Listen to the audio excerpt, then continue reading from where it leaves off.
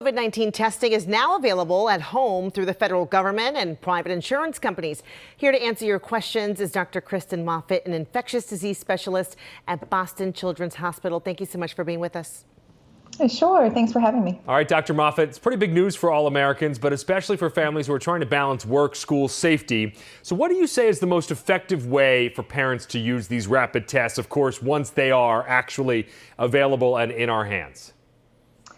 Yeah, I think it's great that these are going to be made more available and even provided at no cost. So important. I think the best use of them really based on their sensitivity, which is their ability to detect COVID in a person who's actually infected.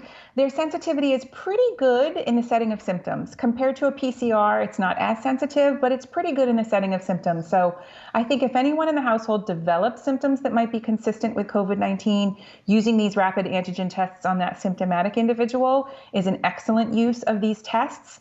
I think having them available after an exposure is probably also another very good use of these tests. They're a little bit less sensitive in people without symptoms, but still quite good. And they're quite good at detecting a level of virus that probably is associated with whether or not someone is infectious to other people or not. So really those two settings, in the setting of symptoms or if someone's been exposed, would be the best time to use these tests. Let me ask you this, because we know now that schools will be soon sending rapid tests home, which is a good thing there. But do you think that this is a better plan than pool testing, especially at this stage of this pandemic?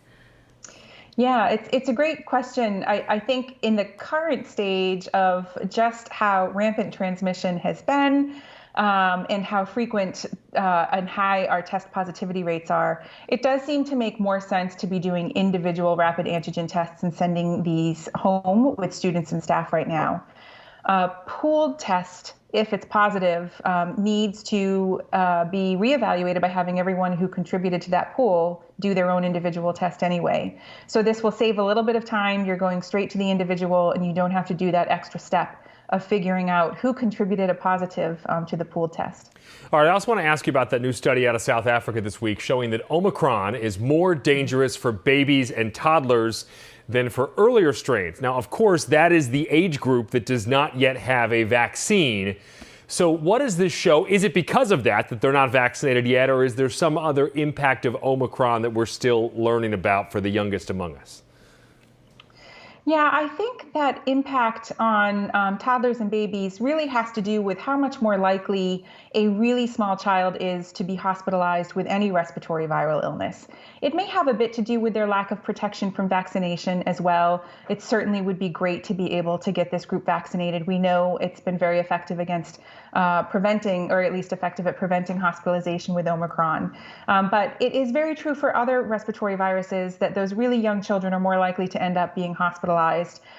Largely because they just need more help because of their smaller airways, maybe with some supplemental oxygen. They may need more help with hydration.